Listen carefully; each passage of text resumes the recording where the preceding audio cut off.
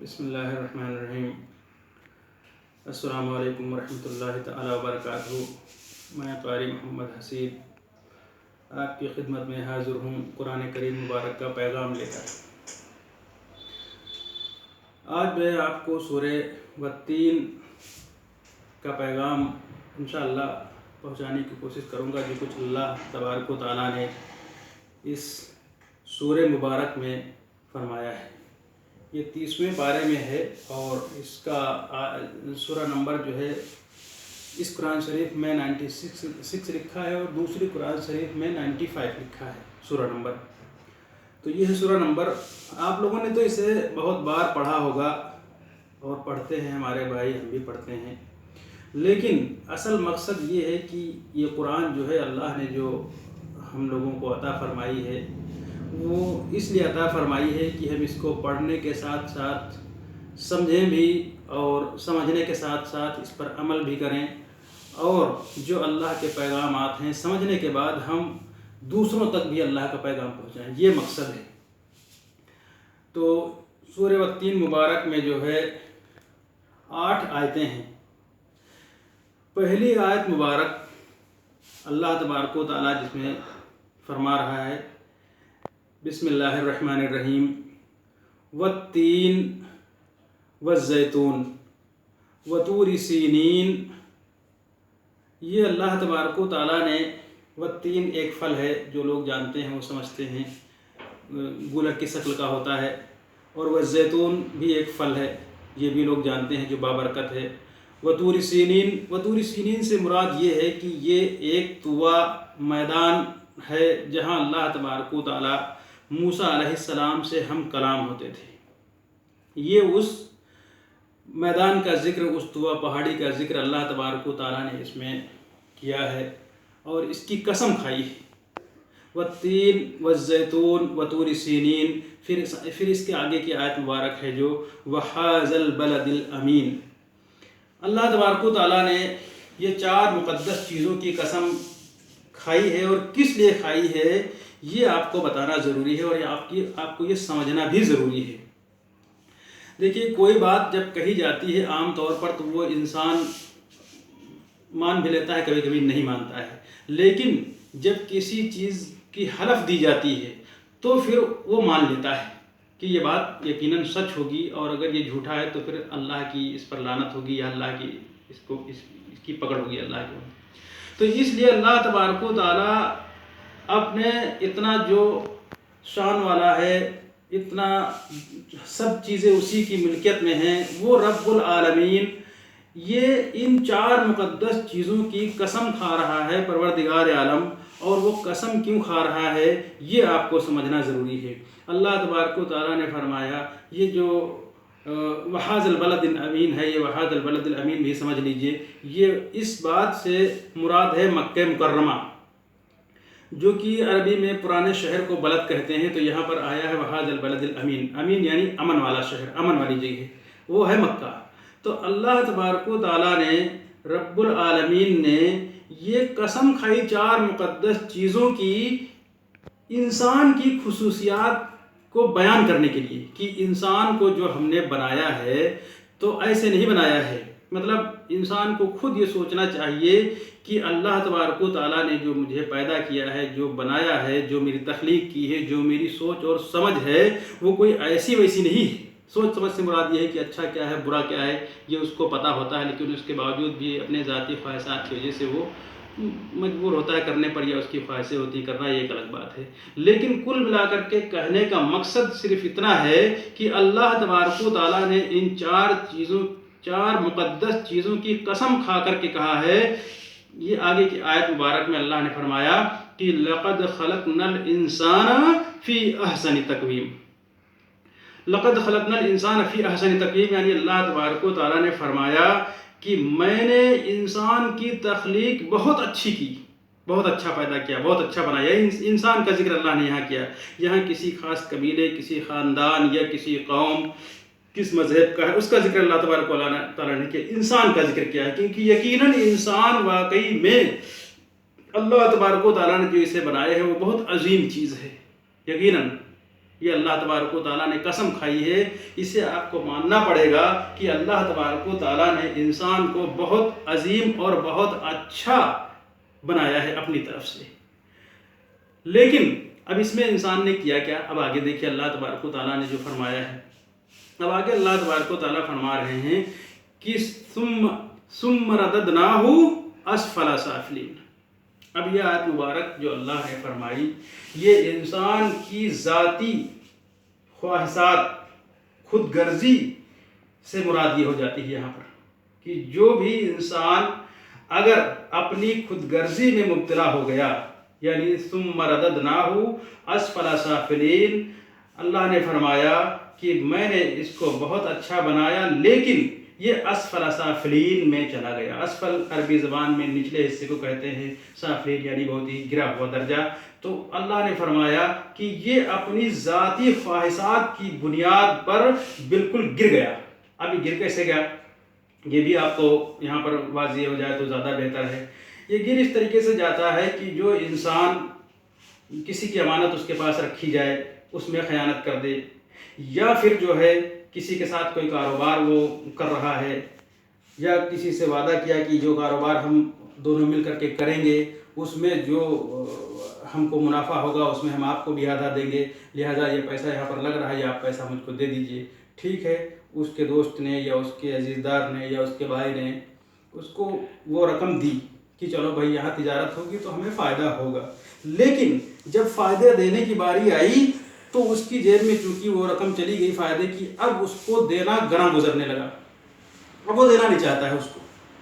اس لیے جب وہ دینا نہیں چاہتا ہے تو اپنی وہ ذاتی خواہشات میں مبتلا ہو گیا، یعنی اپنی بات سے پھر گیا وہ، اور وہ انسانی درجے سے گرنا شروع ہو گیا وہ، کیونکہ جب وہ اپنے قول فعل پر عمل نہیں کر رہا ہے تو یقیناً وہ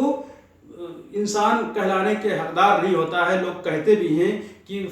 ہمارا اس سے معاملہ تھا، مطلب ہمارا اس سے لین دین تھا، جو ہمارے ساتھ اس نے خیانت کی، لہٰذا اس کی بات مت کیجیے، وہ بہت ہی گرا ہوا شخص ہے۔ تو یہی بات اللہ تبارک و تعالیٰ نے انسان کی حقیقت کو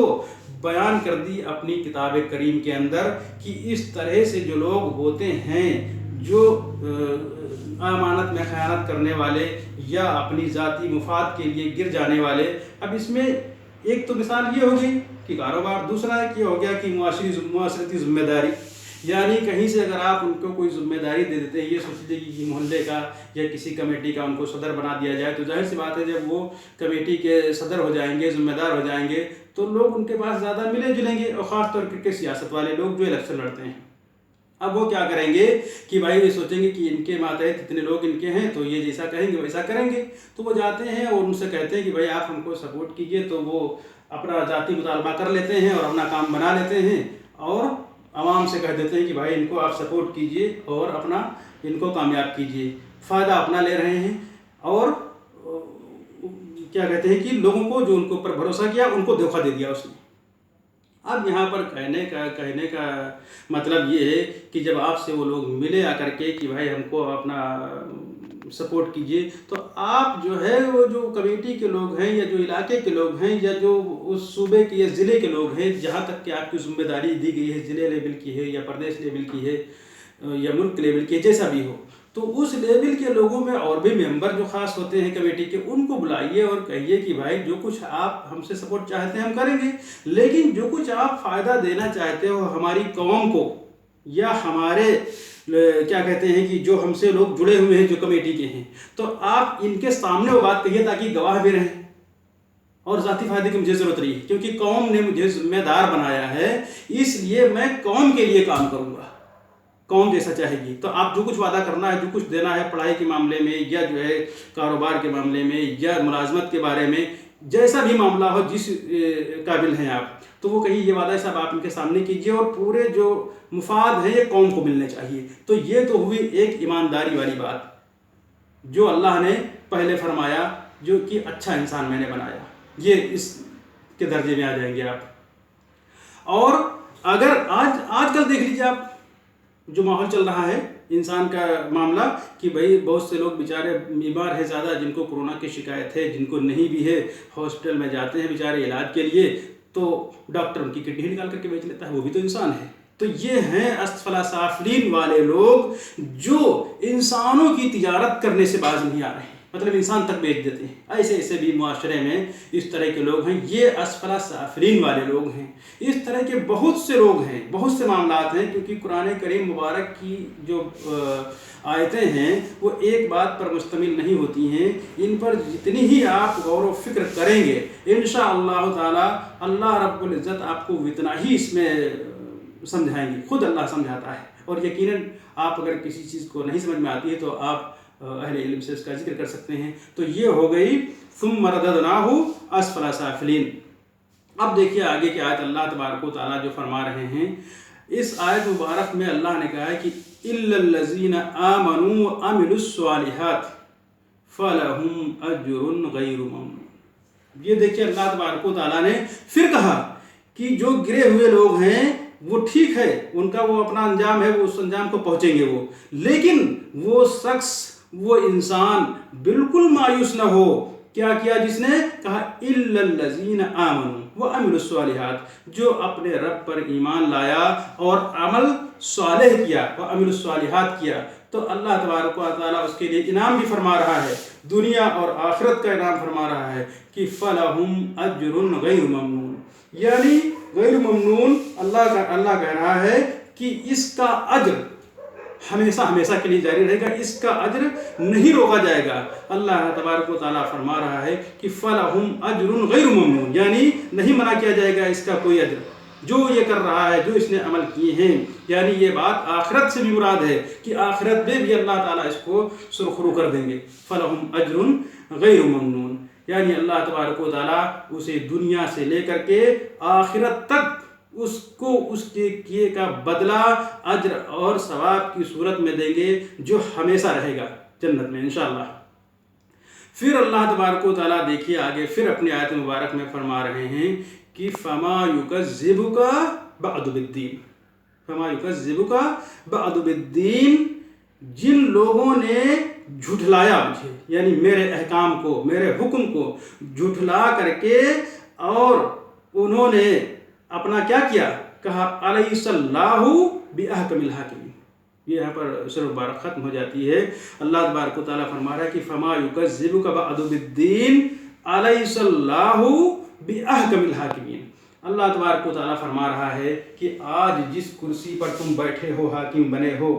یقیناً کل میں حاکم ہوں گا اور تم کٹگرے میں کھڑے ہوگے۔ کیوں کھڑے ہوگے؟ کیونکہ تم نے دنیا میں کہا فما یکذبک بعد بالدین، تم نے دنیا کے رشتے نبھائے، تم نے یاری دوستی نبھائی، تم نے بھائی بندی نبھائی، لیکن تم نے انصاف نہیں کیا، تم نے ہمارے احکام کو جھٹلا دیا۔ اس جھٹلانا اس لیے اللہ تبارک و تعالیٰ کہہ رہا ہے کہ میں حاکموں کا حاکم ہوں، الیس اللہ بأحکم الحاکمین، یعنی کوئی بھی اعلیٰ عہدیدار ہے، اگر معاشرے میں کوئی معاملہ ہوتا ہے اور اس کو منصف بنا کر کے بیٹھا لا جاتا ہے کہ بھائی آپ انصاف کر دیجئے دو خاندانوں کے درمیان یا دو فردوں کے درمیان، یا کوئی اعلیٰ عہدیدار ہے جو کسی بھی محکمے کا ہے، چاہے وہ جج ہو، وہ پیسے لے کر کے اگر غلط فیصلہ سنا دیتا ہے اور مجرم کو چھوڑ دیتا ہے، تو اللہ تبارک و تعالیٰ اسی چیز کو فرما رہے ہیں کہ یاد رکھو تم نے ہمارے احکام کو جھٹلا دیا، تم نے جھٹلا دیا، اس لیے تم جو آج فیصلہ کر رہے ہو، جس کرسی پر حاکم بن کر کے تم بیٹھے ہو، یقیناً ایک دن وہ آئے گا جو تم خود ایک مجرم کی شکل میں میرے پاس کھڑے ہوگے، اور الیس اللہ بأحکم الحاکمین، یعنی اس دن فیصلہ میں سناؤں گا۔ تو یہ اللہ تبارک و تعالیٰ کی آیت کریماؤں کو سمجھا جائے اور ان پر عمل بھی کیا جائے، تاکہ اس لیے اور ہم اپنے بچوں کو بھی ترجمہ سکھائیں، اس کا ترجمہ سکھائیں، تاکہ اللہ کے پیغام کو ہم سب سمجھ سکیں، اور انشاءاللہ العلی العزیز ہم کوشش کرتے رہیں گے کہ جو بھی اللہ کے پیغامات ہیں قرآن کریم مبارک کے حوالے سے، وہ ہم آپ تک پہنچانے کی کوشش کریں گے انشاءاللہ العلی العزیز، اور دعاؤں کا منتظر رہوں گا۔ وآخر دعوانا ان الحمدللہ رب العالمین۔